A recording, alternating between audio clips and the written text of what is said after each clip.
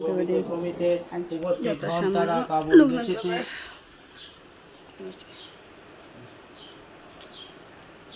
মোল্লা সাদি নামে এক মুসলমান ছিল, তার গৃহে সবে মিলিয়ে আশ্রয় লইলেন। কিছুদিন কাটাইল কাবুল দেশেতে। তিনজনে চলিলেন কাশীর পথেতে। গুরু ভগবান চিন্তা করেন অন্তরে, আর কিবা প্রয়োজন থাকিয়া সংসারে। তীর্থশ্রেষ্ঠ কাশীধাম অতি পুণ্যবান, বিশ্বনাথ অন্নপূর্ণা করে অধিষ্ঠান। মণিকর্ণিকার ঘাটে দেখেন আসিয়া, সেই শ্রী তৈলজ্ঞ স্বামী তথা আছেন বসিয়া। শিবতুল্য মহাযোগী মহাজ্ঞানী ইনি, হিতালাল নাম তথা পরিচিত তিনি। ভগবান গাঙ্গুলি তার নিকটেতে গিয়া, শিষ্যদ্বয়ে তার হাতে দিলেন সঁপিয়া। তারপর গঙ্গা স্নান করি সমাপন, বসিলেন ভগবান করিয়া আসন। গুরুর বিলম্ব দেখি শিষ্য দুইজন, গঙ্গা তীরে আসেন গুরুর সন্ধান। গঙ্গা তীরে আসি তারা করে দর্শন, গুরুদেব রহিয়াছেন ধ্যানে নিমগ্ন। শিষ্যদ্বয় গিয়া তার গায়ে হাত দেয়, প্রাণহীন দেহ তার ভূমিতে লুটায়। হাহাকার করি ওঠে শিষ্য দুইজনায়, আসিয়া তৈলঙ্গ স্বামী তাদের বুঝায়। অতঃপর পুত্রাধিক শিষ্যদ্বয়ে তার, শেষকৃত্য করে তারা শাস্ত্র অনুসার। তৈলঙ্গ স্বামীর সনে আসিয়া ফিরিয়া আসিল, তাহারই আশ্রমে বাস করিতে লাগিল। এইভাবে কাশীধামে কিছুকাল গেল, দেশ ভ্রমণের ইচ্ছা অন্তরে জাগিল। তৈলজ্ঞ স্বামীরে তারা সে কথা জানালো, শুনিয়া তৈলঙ্গ স্বামী অনুমতি দিল। অতঃপর বহু শ্রমে হাঁটিতে হাঁটিতে আসিয়া পৌঁছালেন আফগানিস্তানিতে। পারস্য ভ্রমণ করি আরবে আসিয়া, তাহারা মক্কায় উপস্থিত হয় আসিয়া। মক্কাতে কদিন তারা থাকি দুইজন, চলিলেন মদিনায় করিতে দর্শন। মদিনা ভ্রমণ শেষে মরুভূমি পথে চলিলেন সমস্ত সন্ত আব্দুল গফুরের দর্শনেতে। অতিবৃদ্ধ সে ফকির দিব্য জ্যোতির্ময়, আব্দুল গফির নামে পরিচিত হয়। ব্রহ্মজ্ঞানী সে ফকির, ব্রহ্মে স্থিত মন। ফকির সামান্য নন, ইনি ব্রাহ্মণ। ছাড়িয়া আরব দেশে তারা দুইজন, তুরস্ক ইতালি গ্রিস করেন ভ্রমণ। হিমালয় তীর্থ সব করিয়া দর্শন, অবশেষে বদ্রীনাথ করেন দর্শন। সহসা তৈলঙ্গ স্বামী উপনীত হন, সুমেরুর পথে তারা যান তিনজন। তুষারে তাহাদের দেহ শ্বেত বর্ণ হয়, মনুষ্য কি অন্য প্রাণী বুঝা নাহি যায়। বহু কষ্টে বহু পথ করি অতিক্রম, আসিলেন মরুদেশে করি বহু শ্রম। বিচিত্র সে স্থান, সেটা নাহি সূর্যালোক, চির অন্ধকার সেটা নাহি দিবালোক। তুষারে সর্বত্র ঢাকা মোর ঘোর অন্ধকার, দেখা কিছু নাহি যায় বিচিত্র ব্যাপার।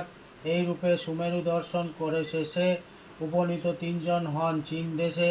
সীমান্ত রক্ষীরা ভ্রমের কারারুদ্ধ করে, পরিচয় লাভে সসম্মানে মুক্ত করে। বলেন তৈলঙ্গ স্বামী লোকনাথে ডাকি, লোকহিতকর কিছু কার্য করো দেখি। ব্রহ্মজ্ঞান লোভিয়াছ ফিরে যাও দেশে, এইবার থাকো তুমি ভক্ত পরিবেশে। প্রেণীবাদবের নিয়ে করে গমন, আমি যাব পূর্বাচলে করিতে ভ্রমণ। তৈলজ্ঞ স্বামীরে তারা করিয়া প্রণাম, চন্দ্রনাথ পাহাড়েতে উঠিল আসিয়া। অকস্মাৎ একদিন বিপদ যে ঘটে, বনমধ্যে দাবানল জ্বলিয়া যে ওঠে।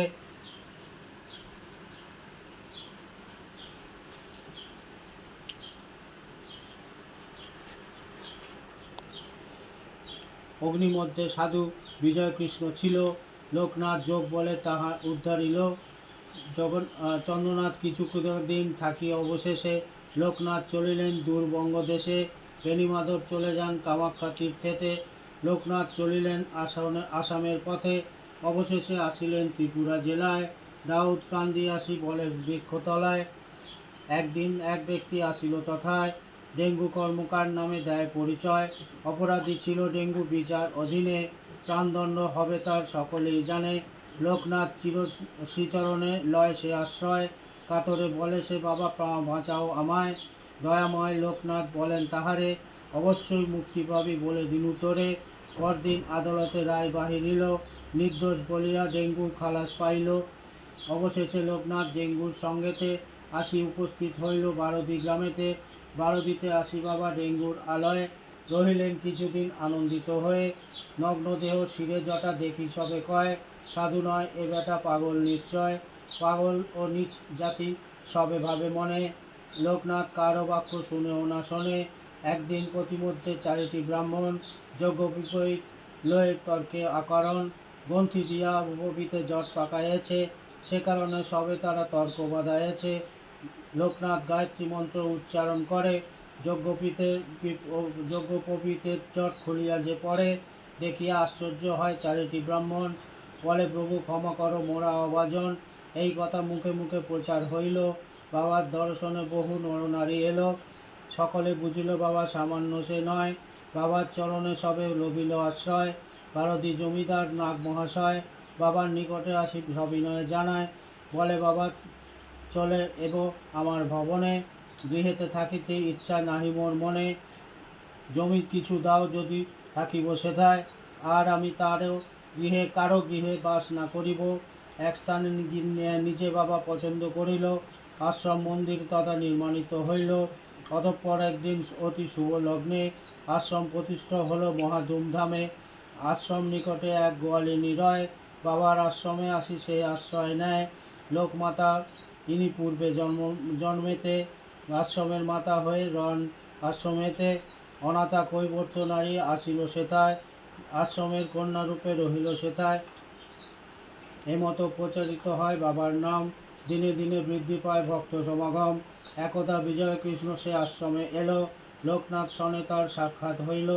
দেখিল বিজয় কৃষ্ণ অপর বিস্ময়, লোকনাথ অঙ্গে দেব দেবী যে বিরাজে। ভারতী আশ্রম নাম প্রচার হইল, তীর্থস্থান রূপে তাহা গণ্য যে হইল। যে দুঃখী লয়ে লোকনাথের শরণ, অনায়াসে হয় তার অভীষ্ট পূরণ। বাবা লোকনাথ নাম যেই জনে ডাকে, সকল বিপদে বাবা রক্ষা করে তাকে। দূর দূরান্ত হতে ভক্ত সে আসে, যাহা চায় তাহা পায় বাবার কৃপায়। কালীঘাটে মানত করিয়া একজন, মায়ের আশীর্বাদে সিদ্ধকাম হইল। যখন কালীঘাটে পূজা দিব এই মনে মনে ভাবে, পথেও খরচা সব কোথা থেকে হতে পাবে।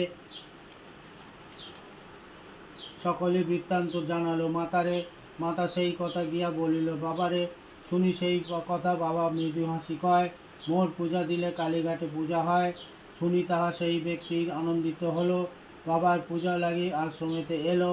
বাবার মন্দির মাঝে প্রবাস করিল, মহাকালী মূর্তি সে তা দর্শন করিল।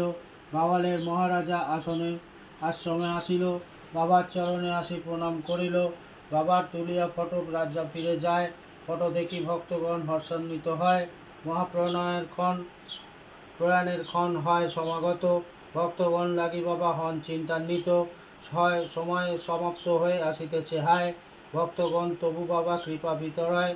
মহাপ্রণয়ের দিন প্রস্থানের দিন করি নির্বাচন, ভক্তিগণ সঙ্গে করি নানা আলোচন। সময় জ্যৈষ্ঠ মাস গরমের দিন, 18 তারিখ সেটা শনিবার দিন। একজন সাধু আসে সেই ভারতীতে, লোকনাথ শিষ্য রামকুমার নামেতে। ভারতীতে বাস এক ভক্ত তার বাবার, পৌর বয়স চন্দ্র ভট্টাচার্য নাম তাহার। বাবার পদেতে আসি শরণ লইল, যোগ তত্ত্ব কথা বাবা তাহারে বুঝাইল। শিষ্য ভক্ত পর্ষদ বাবা লোকনাথ, নানা শাস্ত্রে আলোচনা করে দিন রাত। সেদিন 19 জ্যৈষ্ঠ আর রবিবার, প্রভাতে মুক্ত হইয়াছে মন্দিরের দ্বার। রাম কুমার চন্দ্র ভট্টাচার্য দুইজনে বাবার মন্দিরে আসিয়া প্রথম প্রণমে চরণে। চন্দ্র ভট্টাচার্য বাবা বলেন ইঙ্গিতে, অপেক্ষা করো তুমি বসি দুয়ারেতে। চন্দ্রকান্ত গিয়া তবে বাবার নির্দেশে মন্দির ত্যাজিয়া গিয়া দুয়ারেতে বসে। মন্দিরেতে রামকুমার গুরুদেব শনে, ধর্মকথা আলোচনা করেন দুইজনে। কিছুক্ষণ এইরূপ আলোচনা শেষে মন্দির হইতে রামকুমার যে আসে, চন্দ্র ভট্টাচার্য বাবা ডাকিয়া তখন চন্দ্রনাথ গিয়া বাবার বন্দিত চরণ। বাবা বলে, শুনো চন্দ্র তোমারে জানাই, মহাপ্রস্থানের আর বিলম্ব যে নাই। অদ্য পূর্বাহ্নে আমি ত্যাজিব এ শরীর, ধর্মপথে সর্বক্ষণ থাকো ধীর স্থির। মোর কার্য যাহা ছিল সমাপ্ত হয়েছে, মোর প্রয়োজনে হেতা সব ফুরাইয়াছে।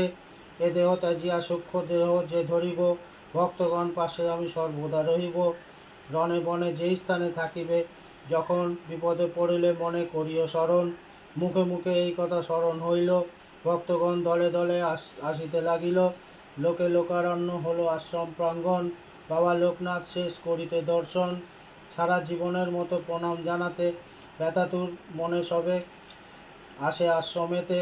শিষ্যদের নয়নেতে অশ্রুধারা বয়, লোকনাথ বাবা আজ ছেড়ে যাবে হায়, তিনি মাতা তিনি পিতা তিনি হন গুরু, ভক্তের লাগিয়া যিনি হন কল্পতরু। বাবা আজ চলে যাবে লইয়া বিদায়, দেখিবার কেহ নাই আমাদের হায়।